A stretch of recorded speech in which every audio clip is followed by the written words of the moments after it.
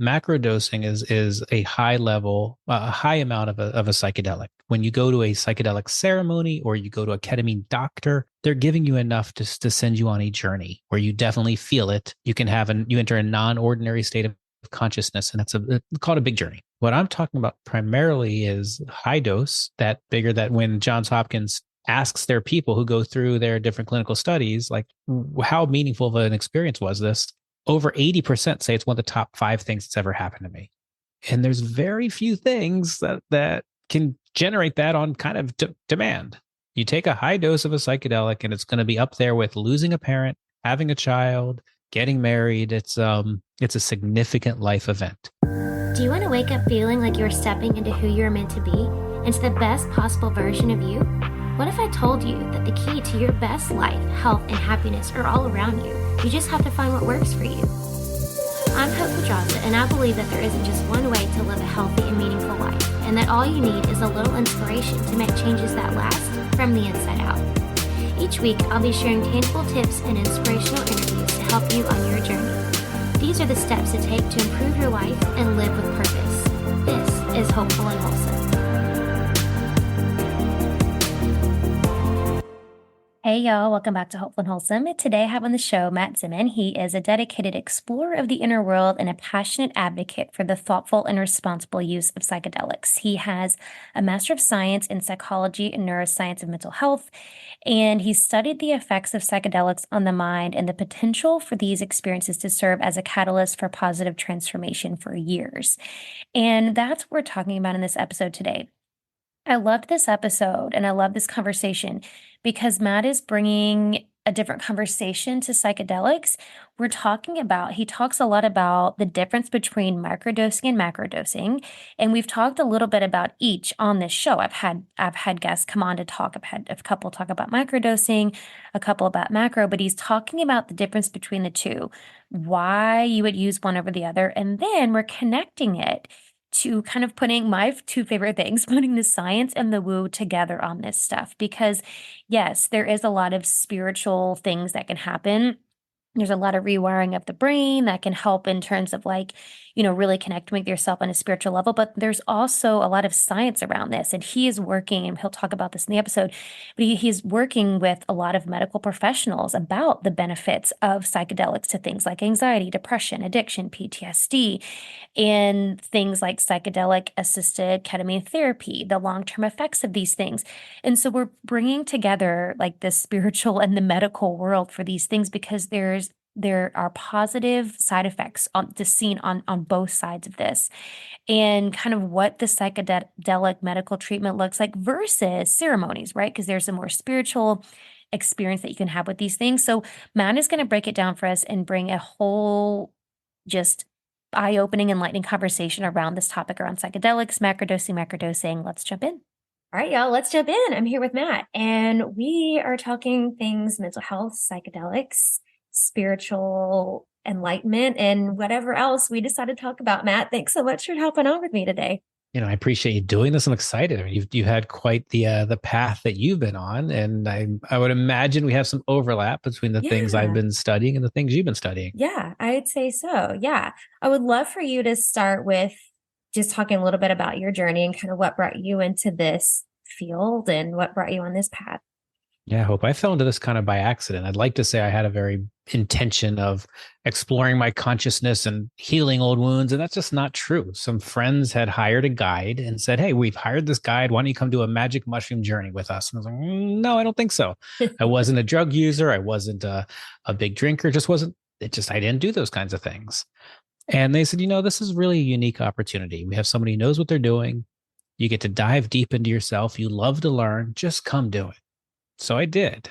And in that very first journey, which lasted about 6 or 7 hours, I reconnected with my mom. And she had died when I was 22. She was 49.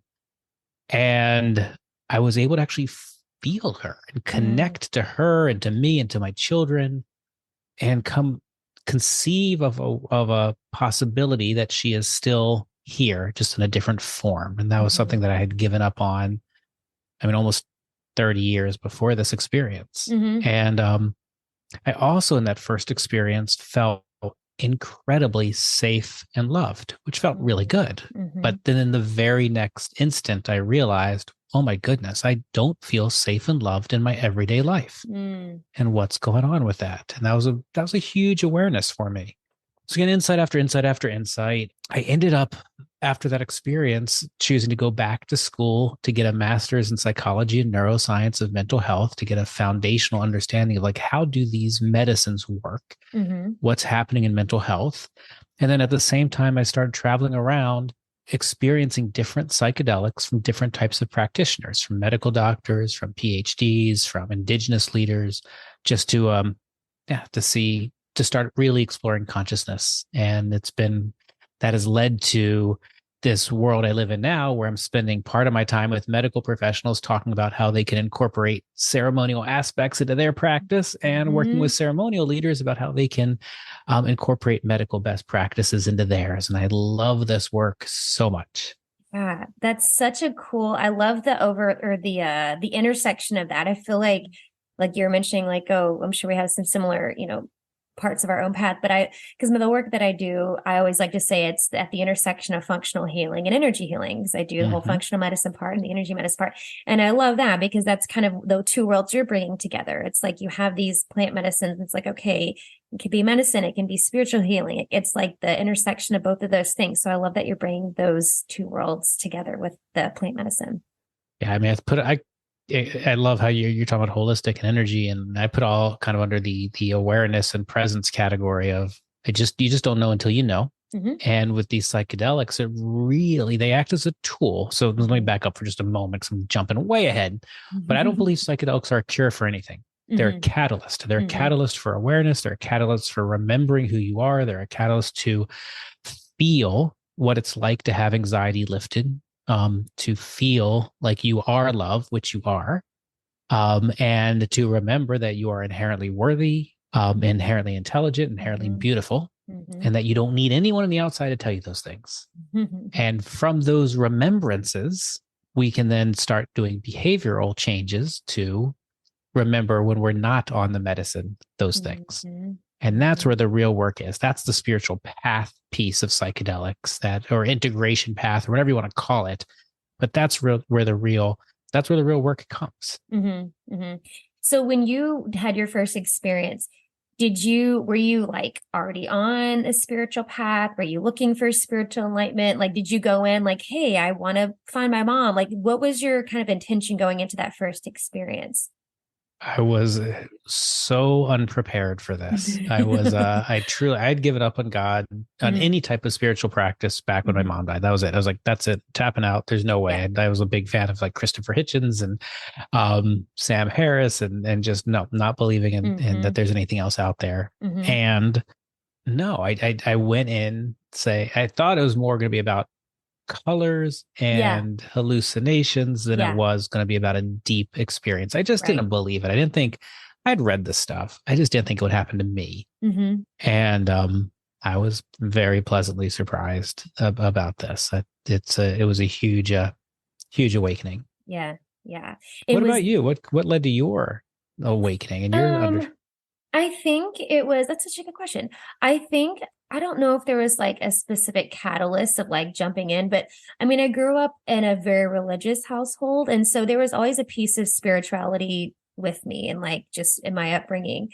And I think for me, it was kind of, there's like a lot of that deconstruction process that happens when you grow up in a really conservative Christian environment where you kind of are unlearning and relearning, like, what do I believe? Right. And it's like kind of untangling the pieces. So I think it was part of that where sometime maybe around my 30s, where it's like, I feel like I was like finally learning about myself. And then that kind of, I guess, threw me into kind of this spiritual, like personal spiritual journey and learning like, who am I? Like, what do I believe? What are my opinions? Rather than like I've spent so long taking on everybody else's opinions and just kind of living according to everybody else's rules. So it was just kind of like learning more about me. And then that just kind of, yeah, put me on this more spiritual path and diving into the more spiritual aspects of what I already believed and just kind of deepening that. I love that, the idea that we know And there are Yeah. things that when we hear or when we read, it resonates. It's like, okay, I Hmm. knew that. I didn't need you Exactly. to tell me that. Hmm. I forgot. I'd covered it Hmm. up. Um, Hmm. and sometimes, things just make sense. Yeah. And sometimes things do take work. It takes Yeah. intention and attention of what am I thinking about and what am I Hmm. allowing myself to consume, whether Hmm. that's eating or visually or listening or who am I surrounding myself with? What are Right. these things? That's more of an intentional process, but Yeah. it goes hand in hand. Well, and I think it's like you're talking about the work with the plant medicine. I think that's it too, where it's like the right now I haven't had my own like journey with that yet, but I think hearing people in that I've worked with and people I follow and people that I've had on the show too that have had their own experiences with plant medicine, it's that I think that's like you were saying, it's not healing anything, but it's the catalyst. And I think it is that catalyst for remembering. Because like you said, and I'm a firm believer, we know everything. I feel like we are born knowing everything and our souls know everything, whether it's from this lifetime or past lifetime or whatever. And I think that plant medicine is really the catalyst. And I think there's other, other ways to do that too. But I do think it's a catalyst for that remembering and just kind of like reminding you of things that you were already born knowing, but we just need like that sometimes that little bit of like work into the subconscious to bring that to the forefront.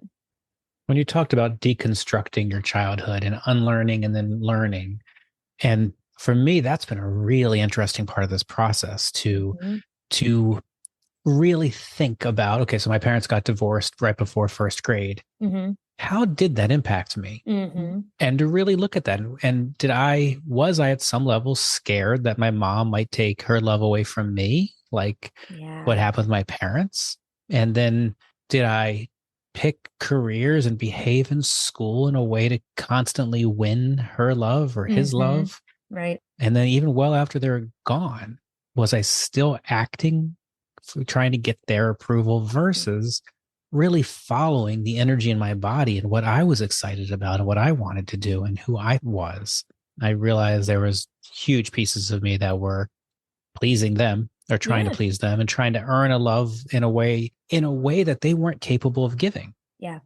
And then that led to okay, and they did the best that they knew how to do given what the tools that they had at their Mm. disposal. Right. Right. But that wasn't always a right for me. Right. There was different pieces of that. Right. So Yeah. I think that's a really important distinction too, because I feel like if I've gone through my own like inner child healing and you talk about, the mother wound and the father wound and, all of those things. And I think there's a part of you that can be really, I guess judgmental is the word that I want to use about the journey, right? And thinking like, why did my parents do this? And, this happened to me and all these things. And I think like you said, like they did the best they could with the tools they had. And I think like having that realization. And then I think also like acknowledging and honoring that that was part of your journey and then acknowledging and honoring that like your journey is continuing and now you have all these opportunities for healing and to change things for your kids or future or whatever. But I think that acknowledging that piece is important and not letting it be a sticky point of like judgment and like harboring guilt and shame around that, where it's like, yeah, it happened and they did the best they could and now you can undo the things that you want to undo. Like there's healing that can happen there. yeah, the suffering is optional. Right, exactly. We have full control over Mm-hmm. how we experience this world we live in. Mm-hmm. And nobody can make us feel anything. Yeah. We make those choices consciously or unconsciously. Right. And we are, as much as we are aware, we are always learning, healing, and growing until we die. Mm-hmm. So failure is really not an option. Everything's just a lesson along the path. Yep. And that's, again, for me, those are big lessons, big things to learn. Okay, so these aren't things that happened to me. I created Mm-hmm. these things. Mm-hmm. I'm responsible for these things. And Right. now I've learned from these things. And Right. what's going to happen next? Yeah. Yeah. Yeah. So after you had that first experience, assuming that was like the catalyst for you diving It into was. your studies of, all of the brain things and all of neuroscience and stuff. So was it immediately you were like, I've got to do this plant medicine thing again? Or was that like a gradual thing where you're like, I want to go back to this? Like, how did it kind of continue on that you wanted to continue studying the plant medicine part of things? It's a delicate question. So I'm going to try to answer it this way. most psychedelics are non-addictive, Right. actually anti-addictive. So there wasn't a desire to immediately jump back in and do it again, Hmm. like with a traditional substance dependency type of Right. behavior. Yes. Yes. Yes. There was an immediate desire to learn more. What was that? I remember just thinking, Hmm. what was that? Right. Oh Right. my goodness, what is this? Yeah. And then I'm a geek, Hope. So it was like I felt like like I didn't know how to read a scientific paper. I wasn't a science person. So it Yeah. was like I need to get educated. I need a foundation Hmm. of I want a foundation. I want to understand kind of what is the foundation of psychology and neuroscience. How do drugs work, period, Right. Right. let alone plant medicine or psychedelic drugs. Then how do psychedelic drugs work? And what do we know and what do we think about these things? Hmm. And then what's happening with the medicalization of these substances? So that was kind of one train of thought. Hmm. The other train of thought was, well, wait a minute. Indigenous people have been doing this for thousands of years. Yeah.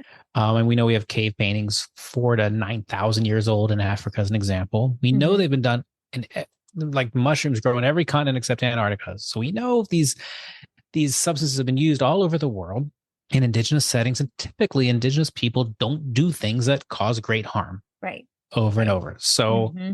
so what are they doing? What are their practices? I was Hmm. super curious about that. Are they doing one-on-one sessions like being done here in the medical, or are they doing group ceremonies? And when they do Right. a group ceremony, what is that? And when they finish a group ceremony, where do the people go? And how do they prepare for the ceremonies? I had lots of questions. And I was Really just, good oh, questions, by the way. well, thank you. I Yeah. appreciate that. So I was super curious. I wanted to learn kind of in all directions. So Hmm. and I was at a place in my life where I could just Hmm. travel and ask questions and Right. experience and study. And yeah, and now I'm firmly a believer that let me try it this way, Hope. There are three ways that people access psychedelics in America today. Some say, I want a medical model. I want to meet somebody in a white coat. I want to have a Hmm. diagnosis and I want something legal. Okay, Right. great. And I Hmm. think it's super important that we have that model. And ketamine is legal today, and Right. MDMA should be legal next year, and psilocybin maybe in 2 years after that. So that's an important path. Then we have the decriminalization path. And this is the path where people say no adult should tell another adult that they can't put nature in their body. Hmm. I think that's a beautiful sentiment.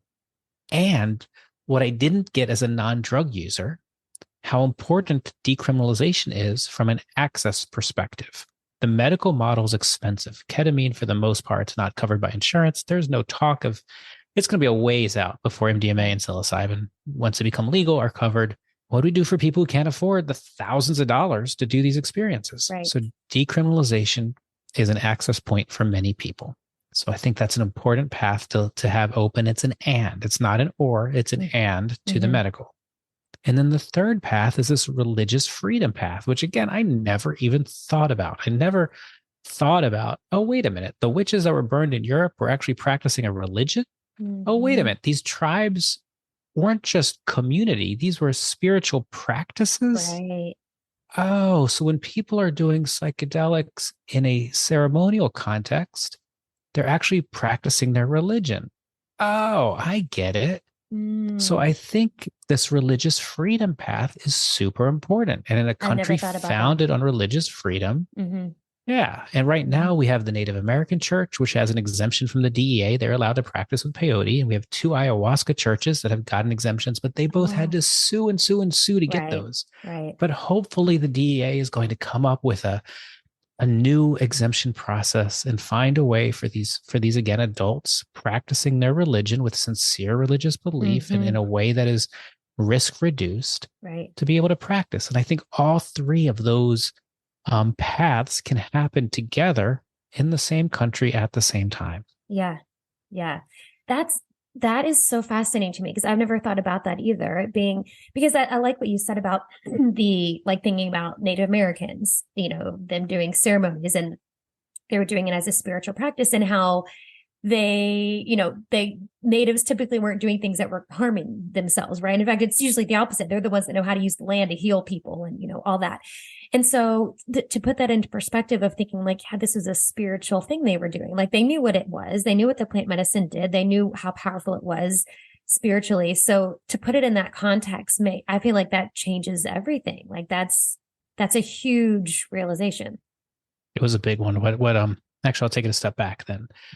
In the old days, there was just healer, and the healer was both a medical healer and a spiritual healer. And in Western society, we have separated those roles. We've given pure science to the doctors, and we've given spiritual to the clergy. Yep.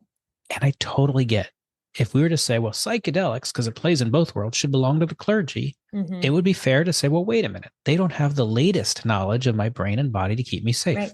Right. But conversely, the medical community doesn't have the spiritual knowledge that optimizes these medicines. The experience, yeah. Yeah, and I think because of that, and I think the medical model as it exists today it is somewhat broken. It's a lot about numbing symptoms versus getting to the root. And I think we have then a therapeutic process that is a bit sterile. And again, it's all okay. It's just where we are. But we have these wisdom keepers on both sides. We have doctors who really want to do more than they are able to do in the payer system that we have.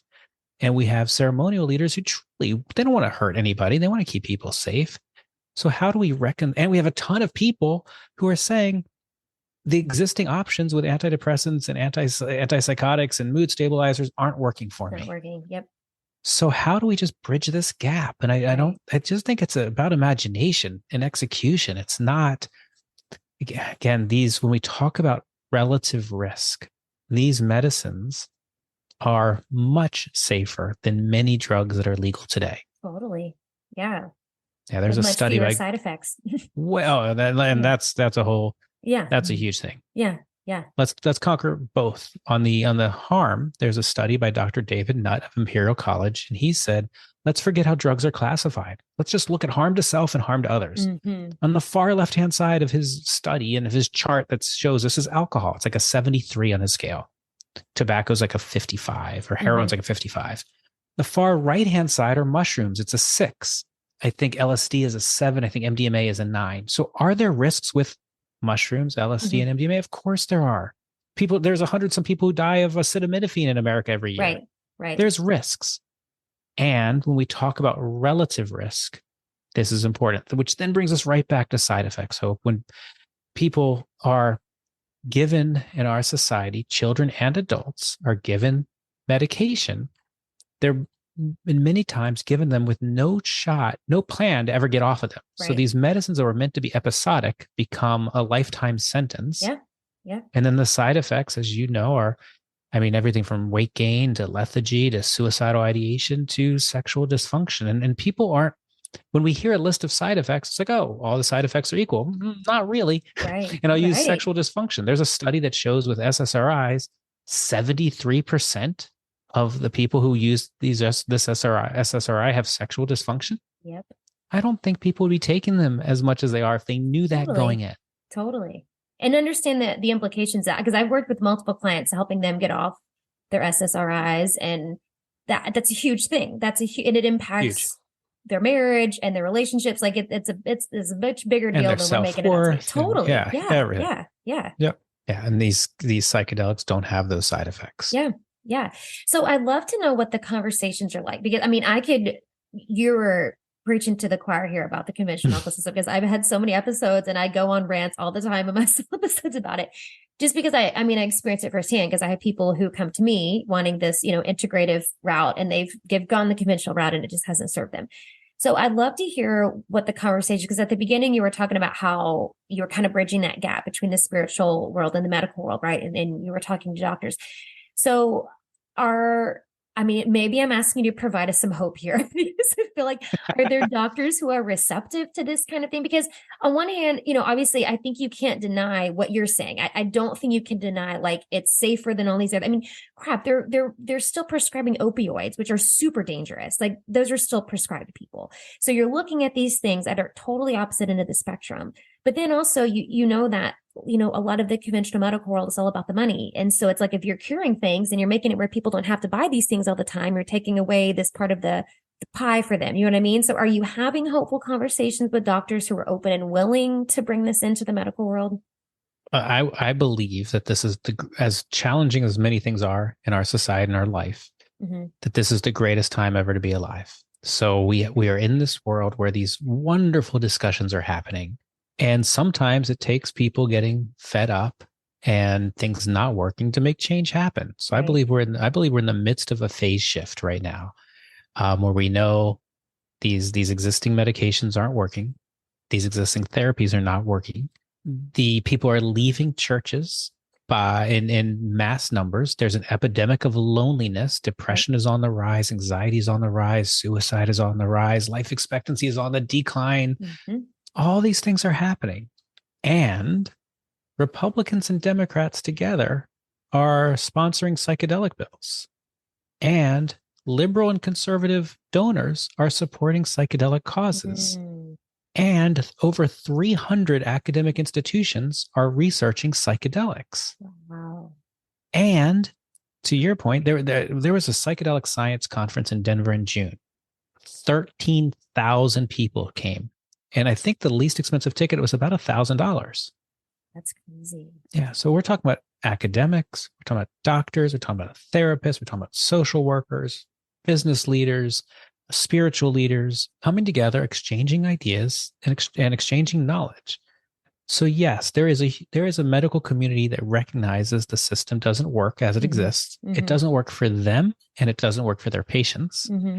There are medical doctors who are openly talking about how they've used psychedelics for themselves. There are medical doctors who work with ketamine, which is legal, and talking about how they use psychedelics with their patients. Right.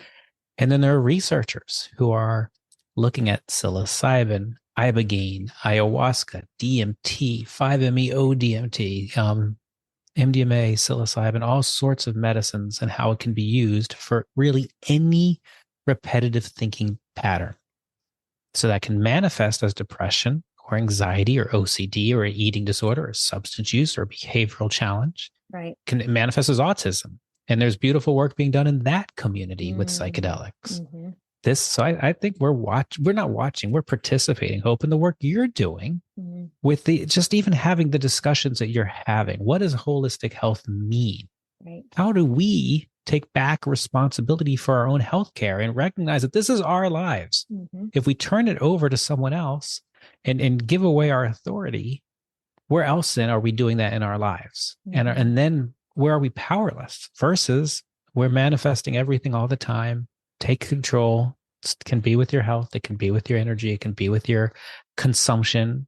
It can be with your intention. It can be with your attention. All of this. So I think it's really important what you do, conversations you're having. And this particular tool that we're talking about today is just a tool in the toolbox. And for some people, it's a tool they should use. And for others, it's not a tool they should use. And that's okay. Yeah. No, I agree. And I appreciate you saying that. And I think that's a huge, you were talking about the awareness piece earlier, the realization. I think that's a huge realization in the scope of, holistic health and integrative health and like all these tools that we have. For you, where do you see, and this might be a loaded question, but you can answer however you want, but where do you see the biggest impact of kind of integrating this microdosing with psychedelics, like in terms of, because I know mental health is a pretty broad umbrella, right? So where do you see the biggest impact, like the people that are going to be impacted in a good way the most by integrating this kind of thing? So I want to clarify one piece of language, just because I just caught it and you've said it a couple times. You're saying microdosing. Is that what you're talking about? Or are you talking about macrodosing? Either way. Okay. Let's say psychedelics just in general. And do your listeners know the difference, or should we quickly touch on that? Yeah, go ahead. Go ahead and explain. We've talked about it, but please explain. It never hurts to explain again.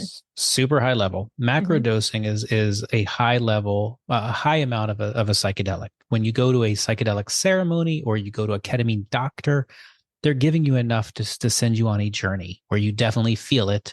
You can you enter a non-ordinary state of consciousness, and that's called a big journey. Microdosing is when you take a 10th to a 20th of a dose, so much so that it's either subperceptual, meaning you don't feel it at all, or subintoxicating. It's still a small enough amount that you feel it a little bit, but you can go on with your day. Right. What I'm talking about primarily is high dose. The macro, right? That, yeah, that bigger, that when Johns Hopkins asks their people who go through their different clinical studies, like, how meaningful of an experience was this? Over 80% say it's one of the top 5 things that's ever happened to me. Wow. And there's very few things that can generate that on kind of demand. You Right, take a right. high dose of a psychedelic and it's going to be up there with losing a parent, having a child, getting married. It's a significant life event. That's crazy. So then who benefits the most from this? It's such a trick question, Hope, because I It think is. the answer, I'll speak for me. I benefited because I wasn't awake. I was Mm, just doing. I'm a great doer. And I was just building businesses for business sake. I was providing for my family, but I wasn't really connecting the way I should have been or could have been. mhm, mhm. I don't want to say should have, that's not the right word. But so it woke me up and it just gave me an awareness of my kids don't want me to go spend 3 nights a week in some other city because it makes money. They want me to Mhm. be home with them. Right. Okay, I get that. And at the end of the day, we have this love inside of us. Where are we going to spend it? Mm, And then the awareness that so many of these stories, oh, I'm doing things to make a living. We've all been told that you got to make a living when you grow up. mhm. In our society, we are so far beyond make a living with we put this pressure on our children, and it's just not true. It doesn't take very much to put relatively to put a Right, shelter over your head and put food in your body and make a living. right. So then we are hoarding. And for me, I was hoarding and building a legacy alongside of an emotional hole. Mm, And that was a wake up. mhm. So I think for any of us, you can pick your flavor. If you're an entrepreneur, why are you doing what you're doing? If you're a business leader, again, what's the why? And really, what's the why? Not this is some corporate exercise that we're coming in there and then doing this. It's why for you. If you're working for a nonprofit or you're working in a typically charitable organization, again, why? Are you doing this because you're trying to make yourself feel better by helping others? Are you Mhm. doing this because by doing this, you are reminding yourself of the path that you are on, and every day is an interaction that's part of your practice. Mhm. Very different reasons to do the work. Yeah, yeah, that's very true. With somebody who's listening who is curious about this, because I think it's along the lines of what you were just saying, like there's different reasons, right? There's different things you get out of this. So I guess what would be in terms of like the ideal scenario of a plant medicine journey? Like, do you recommend like how do you recommend going about it, I guess is what I'm trying to say. Like you find a group, like how's the best way to go about it where you're doing it in a safe way, but you're also getting like the experience that your soul is looking for, you know what I mean? Yeah. So there's the questions to ask to keep yourself safe or risk reduced are the same whether you're looking at a legal ketamine provider or a ceremonial provider. Mm-hmm. So think about source, set, and setting. Three Mm, S's. Source is where did the drugs come from? If it's legal ketamine, it came from a pharmacy. You can check that off the box. yeah. If you're working with a ceremonial provider, is this what they do? And if it is, they probably have pure medicine. But if it's not what they do and they're buying from someone else or you're sourcing it yourself, you probably should get those drugs tested. Mm-hmm. And Dance Safe is a place that you can do that. Drug Checker is a place you can do that. You have options. Set is your mindset. Whoever you're working with, are they going to help you prepare your intentions in advance of this thing? Are they going to tell you how long this is? Are they going to talk to you about the risks so you're at least aware of what they can be? Are they going to talk to you about what the experience process is going to look like and what they're going to do for you during and after? Is there an integration process or do you have to supplement that yourself? These are all the questions that relate to your mindset. And the final thing is setting. Where is this going to take place? What are the rules of engagement? What's good? Are you giving me music? Do I need to bring music? Are there going to be musicians? Do we have eye masks? Do we have mats? Are people allowed to touch? Are we not allowed to touch? What are the rules? Again, not saying that one is necessarily better than another, but at least everybody should know what they are and agree to Mm-hmm. them in advance. Are you going to be talking to me, engaging me while I'm under this influence? Right. So again, big questions and lots of different philosophies on this. So source, set, and setting, what Johns Hopkins research says, if you pay attention to source, set, and setting, the probability of having a truly bad trip is very, very, very small. Right. So now you're saying, okay, now you're in whatever city you're in.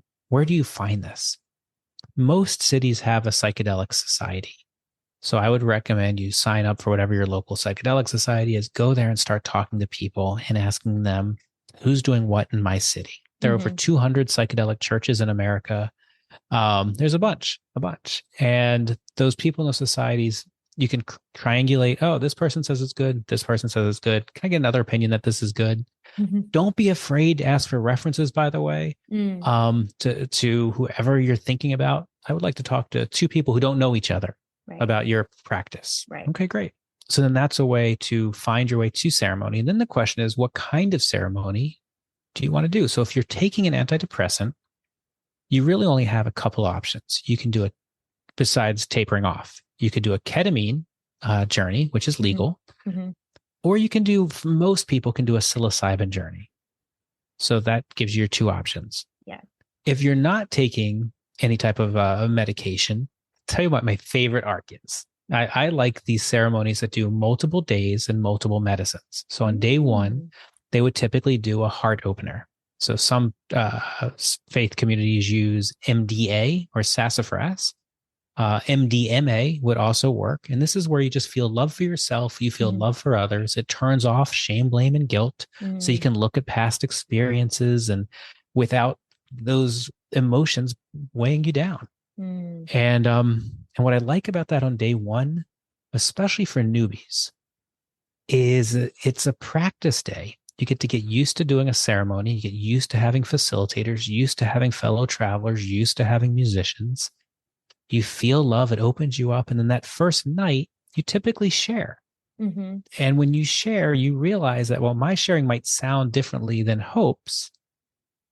It connects. Somehow it all connects. And our experience as humans is very, there's a lot of commonalities between them. On day two, I love psilocybin. This is where you get to journey deep into the interconnectedness of all things.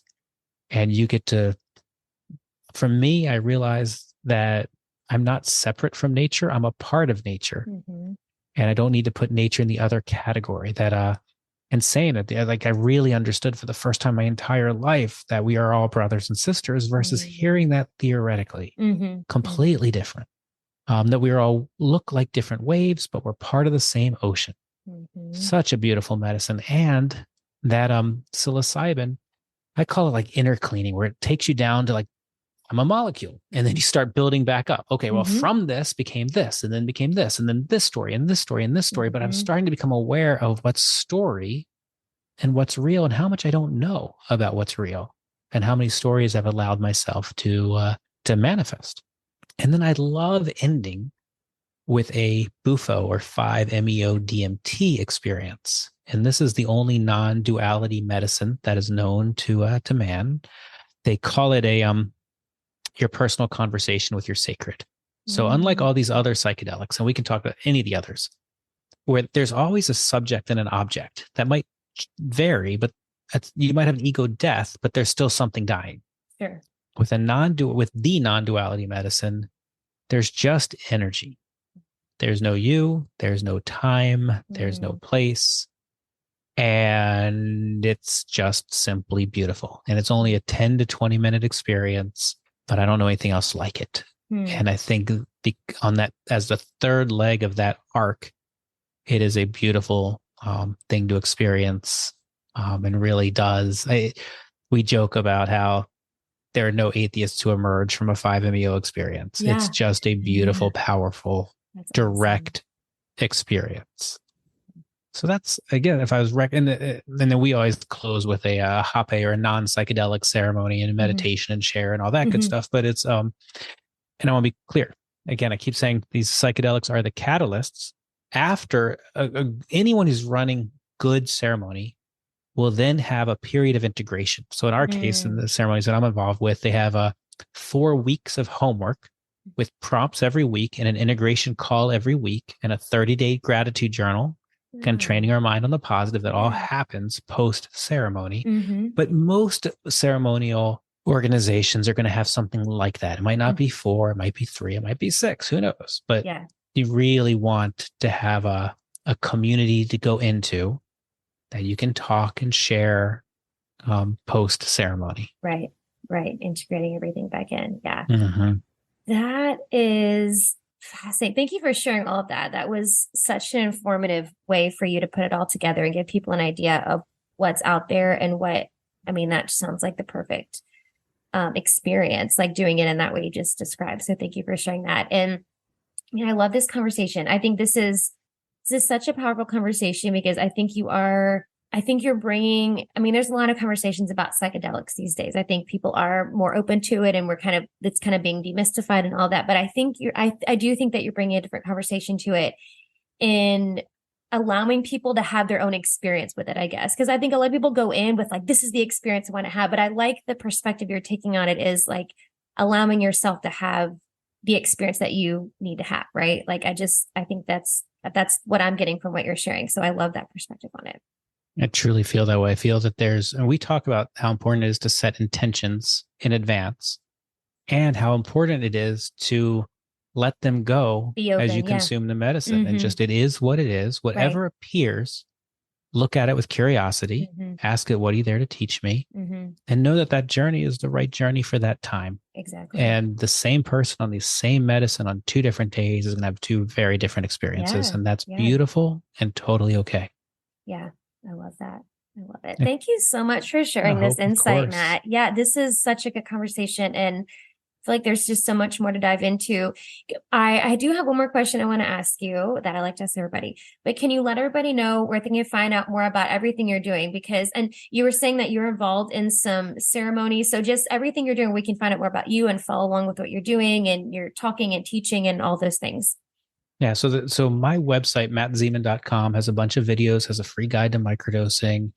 And it also has the ability to book a discovery call with me. And I really, rather than talking generalities about if anyone is looking for information on trying to figure out what their path is, I'm happy to have a free little discussion on that and help point in the right direction.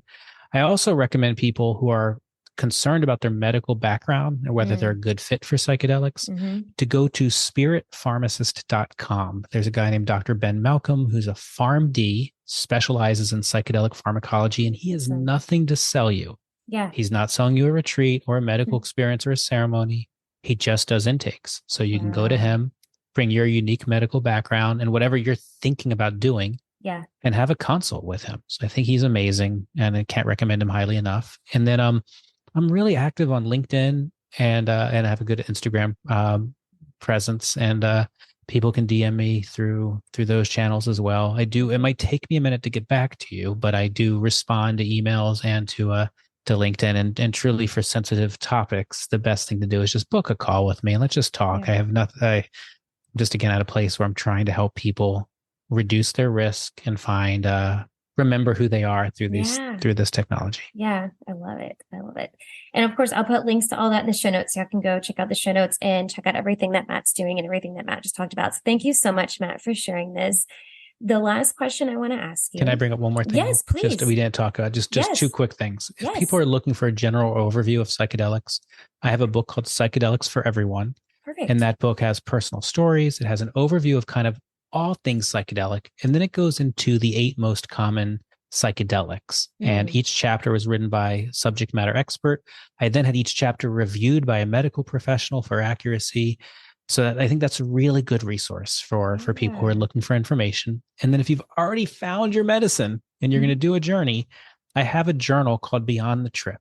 And this journal is a preparation and integration journal that does some of the practices that I was talking about in ceremony. Here's how you set intention, and now go do it. Here's the place to take notes right after your psychedelic experience. Here's your homework for the 4 weeks following, and that's Yeah. all in Beyond the Trip. I love that. I am a sucker for a good journal. So that sounds right up my alley. So I'll get that before I decide what my plant journey is going to look like. So I There we love go. this. All Yeah. right, and then I interrupted you. You had another question. No, no. Yes, yes. My question. So it's one that I like to ask everybody. So everybody here knows what I'm going to ask you. But I want to know, what do you think is the most important thing you can do to live with purpose?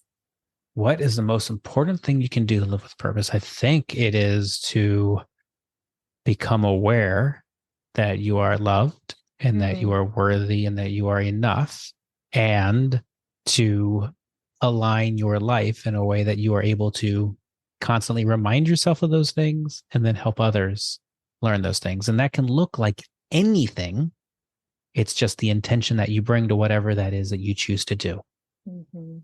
But the core starts with being a well-loved person on your Mhm. own.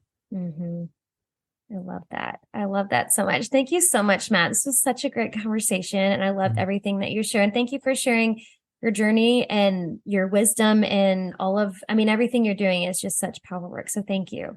I hope I appreciate it. Again, I'm a fan of what you're doing. And I Thank think we're you. both approaching these questions and challenges just from different angles Yeah. and using different technologies. Yeah. But it's the same, we're all on the same spiritual path. That's right. I love it. Thank you so much. Thanks, Hope. Thanks for listening to Hopeful and Wholesome, y'all. If you found value in this week's episode, please subscribe on iTunes or wherever you listen to your podcast and leave a review to let me know what you thought. I'd love to know what you find useful in these episodes so I can know how to provide the most value I can to my listeners. And if you have topics you'd like to know more about, I'd love to hear those as well. So shoot me a message on Instagram, Facebook, or LinkedIn. It's @TheHopePedraza, or you can visit my website, hopefulandwholesome.com. Thanks, y'all.